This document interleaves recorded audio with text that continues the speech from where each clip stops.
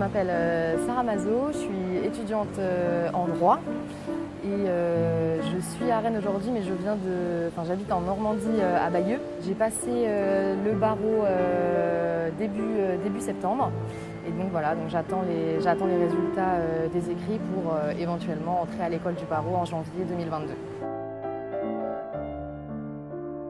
Le piano est arrivé quand même avant que je me jette dans les études de droit, mais ça a toujours été un plaisir pour moi de jouer. Ça permet de travailler sa concentration et sa mémoire autrement que dans les manuels de la BU, quoi. Que ce soit des personnes qui vont être déclarées plus tard innocentes ou coupables, on est en contact avec eux, on va leur parler, on va connaître leur histoire, on va connaître leur vie, pour les défendre ou pas, mais c'est ce qui m'intéresse le plus dans ce métier et dans les métiers en général. Si j'avais pas choisi avocat, j'aurais fait quelque chose qui permet un contact humain. Hantise, ce serait d'être dans un bureau enfermé avec aucun contact avec autrui. Donc ça me plaît d'être dans la perpétuelle création, dans la recherche des mots qui seront justes. Et puis il y a quand même un certain enjeu dans la matière pénale, dans la mesure où on va quand même avoir, bon, pas forcément tout le temps, mais on peut avoir la vie de quelqu'un entre nos mots.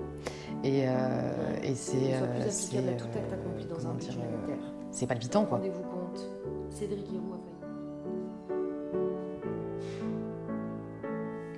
La fraternité. Le challenge de ce concours m'a plu pour plusieurs raisons. Premièrement parce que j'en avais déjà fait et que j'adore ça depuis le début. Le fait de manier les mots comme on veut, c'est une occasion d'être libre en dehors des cases de la fac.